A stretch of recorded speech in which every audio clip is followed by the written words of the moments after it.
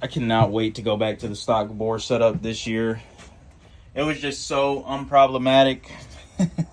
But I got an old log up of this is like one of the last logs I took when the bike still had the stock bore, stock head, and still running the Garrett GBC turbo. But you can see on this log right here, this was a nice long steady state log. You see 100% all the way through.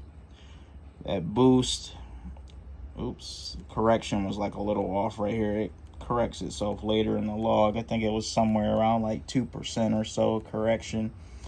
But 21 degrees of timing, 20 pounds of boost, almost 11,000 RPM, 100% throttle, pumped E85. This thing was moving.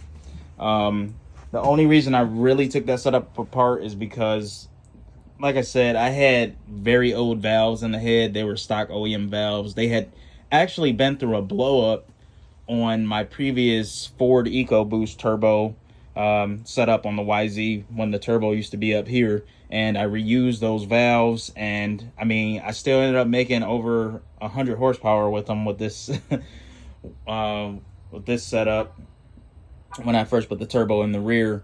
But it just worked so well. The only thing that was a hindrance with that setup is the gears weren't undercut, but that's all fixed now.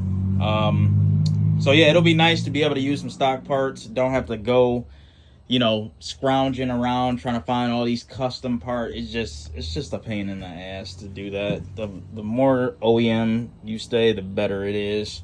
So waiting on the cylinder head to come in now. That should be here any minute, and then I'll do an overview of all the parts that I've gotten, and hopefully this thing should be out this month.